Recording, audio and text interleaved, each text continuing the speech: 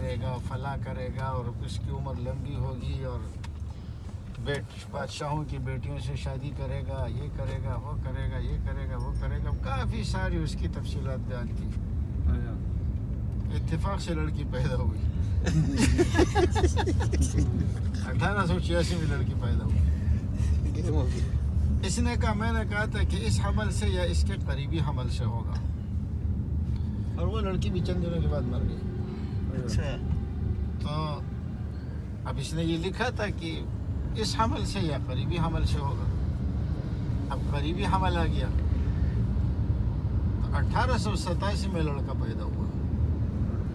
جب لڑکا پیدا ہوا تو مرزا قادیانی نے جلسہ کیا، سارے قادیانیوں کو بلایا، اشتہار دے دیا کہ میں نے بولا تھا نا کہ لڑکا پیدا ہوگا،